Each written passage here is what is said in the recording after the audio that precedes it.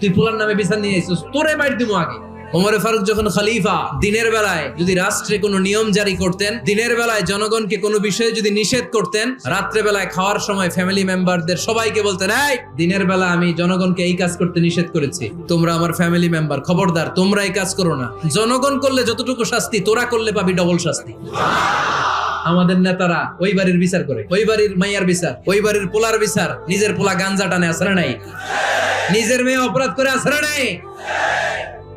কি নেতা ছিলেন ওমরে ফারুক, নিজের ছেলেকে 80টা বেত মেরেছেন। ওমরে ফারুক রাদিয়াল্লাহু তাআলা আনহুর ছেলে আব্দুর রহমান ছিলেন মিশরে, ওখানে নাবিজ খেয়েছিলেন। নাবিজ হচ্ছে আরব দেশের লোকেরা দুধের মধ্যে শক্ত খুরমা রাত্রে বেলা ঢেলে দিত, ঢেলে দিলে সারা রাত ওই খুরমার রসটা দুধের সাথে মিশে দুধটা লাল হয়ে যেত, এটারে সকালবেলা খেত, খুব সুস্বাদু, এটাকে বলে নাবিজ। কিন্তু এটা রাতে ভিজাইলে সকালেই খাইতে হয়, রেখে দিলে আবার একটু সমস্যা হয়, এটা অনেকটা তারির মতো হয়ে যায়, মাতলামি চলে আসে।